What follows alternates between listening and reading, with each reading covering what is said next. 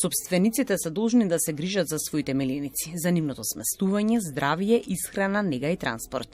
4 октомври е Светски ден на животните, познат и како ден кој служи како моќен потсетник за нашата одговорност за заштита и грижа за животните. На овој ден треба да се подигне свеста за потребата од подобрување на стандардите за третман и благосостојба на животните ширум светот, без разлика дали се домашни миленици, диви или животни кои живеат на фарма. Секој од нив значително придонесува за еколошката рамнотежа и го збогатуваат нашиот живот на уникатен начин. Еволуциски човекот со животните заедно живеел. И ден денеска заедно живееме, со тоа што во текот на еволуцијата ние сме се издвоиле како вид кој што можеби има надвласт над животните и од тука натаму го менеджираме или работиме и со популацијата на животните, повеќе со овие што ни се домашни, кои што еве ги користиме и за наши сопствени потреби или удобства. Но сепак и дивиот свет е тука и доста организации, доста луѓе и државите во секој случај работат и на заштита на дивиот свет, доколку некој вид од во определена територија станува загрозен, навистина веќе има системи кои што самите држави веднаш алармираат, па и меѓународни заедници веднаш алармираат за тој свет да биде ставен во некоја сигурна зона, да може слободно да продолжи родот и видот понатаму да се развива. Ние можеме да имаме такви примери и со Доиранското езеро, каде што го вративме во некоја состојба на нормално функционирање. Може да кажеме дека Охридското езеро на време доста време отиде во критична зона во однос на рибниот фонд. Со определени мерки сметаме дека веќе полека се враќа езерото во некоја норма. Може да кажеме за акумулациите кои што се вештачки езера, таму не смее да се отиде под животниот минимум да се испушти водата со цел да се заштити повторно животната средина. Еве имавме пример со мечките, па се разговараше многу на таа тема, како на правилен начин да се третираат мечките. Не е само идејата земи и отстрани ги и така натаму на еден, на друг или на трети начин, туку навистина да видиме како ние преку соживот да пробаме да на правилен начин да го третираме проблемот.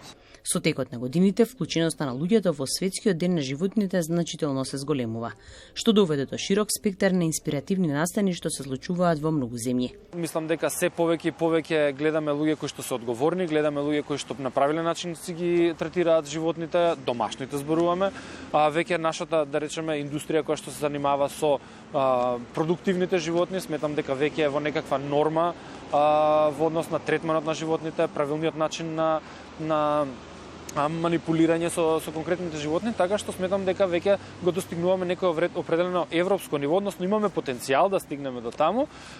Сепак мислам дека малку повеќе треба да работиме во однос на јавната свест кон милениците и кон последиците од чувањето на нашите миленици, евентуално доколку неправилно ги чуваме. Испитување на јавното мислење правевме пред околу 4-5 години во однос на оваа тема и во однос повеќе на бездомната популација, на кучињата, мора да кажам, не е во однос на целата популација.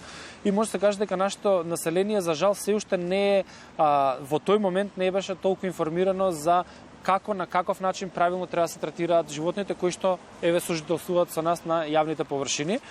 Сметам дека или се надевам дека еве преку гостување и во вашите телевизии навистина медиумите посветија сериозно внимание во изминативе години и на оваа тема.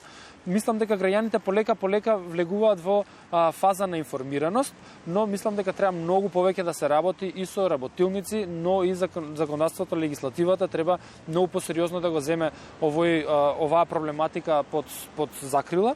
Еве ќе кажеме само на еден од најобичен пример од нашето соседство, иако можеби е малци екстремен. Хрватска на пример во моментов го под кривично дело го стави напуштањето на домашниот миленик, што значи дека не де Боже ако го напуштите, во таков случај може и кривично да одговарат. Кај нас за жал казните се минимални, докажувањето оди многу бавно и на прсти се бројат случаи каде што некој е казнат за неодговорно сопствеништво во однос на домашни миленици. Треба да кажеме дека начини на третирање на диви животни за забава на луѓе навистина не би требало да биде добродојдено. Тука се циркузите, добро е што нашето законодавство тоа го препознава и го кажува дека не сме да има циркус во нашата држава со присуство на животни или заставување на диви животни, козички, овцички и така натаму. Може да имаме кучиња во секој случај, но диви животни не смее да има и имаше спречување на таква дејност од само пред година и нешто, каде што циркусот се врати назад, што е за поздравување. треба да укажеме дека во нашата држава традиционално се одржуваат едни настани кои што се викаат штрапаријади, мислам дека така е називот, каде што рурални коњи кои што се користат секојдневно во селска средина за работа и така натаму за испомош на семејствата, се користат во натпревар кој поголем трупец или подолг трупец ќе извлече и што всушност представува злоупотреба на животните, затоа што се ставаат тежини кои што се многу над можноста на тоа животно да ја извлече и така натаму. Се користат методи на мотивација кои што се недозволени преку боцкање, удирање и така натаму. Ми сметам дека веќе треба нашето општество да влезе во поцивилизиран чекор и овие настани навистина да ги контролира. Никој не вика дека такви панаѓури не треба да се одржуваат. Можеби коњите ќе се користат во трка и така натаму, но навистина ги злоупотребуваме да прават нешто што е надвор од нивните можности, навистина не е благопријатно. Исто може да го кажеме на светско ниво, кај нас мислам дека нема такви примери, каде што животни се користат и во медицински цели, односно за испитување за козметички средства. Сметаме дека тоа веќе и во светот оди во надолна линија и не би требало човештвото понатаму да го поддржува како такво. Се користат кучиња, се користат мачки, се користат мајмуни и така натаму, што мислам дека полека треба да го исфрламе од како човештво, што денеска не е само за нашата држава, зборуваме за целиот свет. Може да испратиме пораката, јас ќе ја прочитам од Ганди, кој што се изразил во оваа насока и во насока на заедништво, соживот и како една нација треба да се однесува кон животните. Значи Ганди рекол дека големината на нацијата и незиниот морален прогрес може да биде оценет според начинот на кој што се третираат животните. Милиарди животни годишно се убиваат поради храна. Диви животни се рануваат и прогонуваат, се заробуваат во лов, се истребуваат и се предмет на трговија на црниот пазар. За жал се почесто гледаме и злоупотреба на кучиња кои се користат во борби. Има ли казни за несовесните сопственици? Мора да им кажеме на граѓаните дека е кривично дело злоупотреба и злоставување на животни. Доколку некој има било какви информации, согледувања, докази така натаму, веднаш го повикуваме да во чест на денешниот ден да пријави во соодветните органи, тука Агенцијата за храна и ветеринарство, тука и полицијата, доколку навистина станува збор за малтретирање, злоставување, повредување намерно на животно.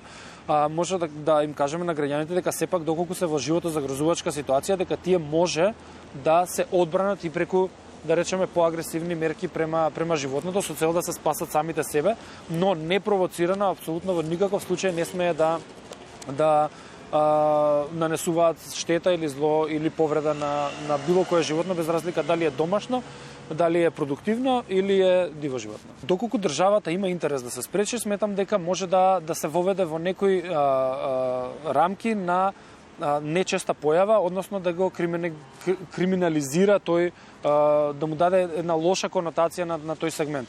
За жал во нашата држава се уште нема, според мое скромно мислење, немаме се уште заземеност за борба против ваквите настани.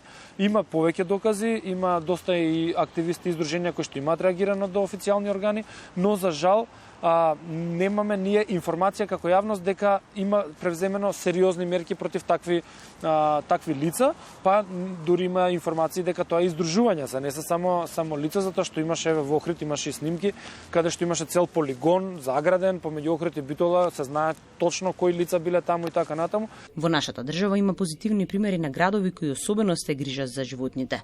Димитриевски ги посочува Битола и Вардарскиот регион, кои се залагаат да бидат позитивни примери во хуманиот третман.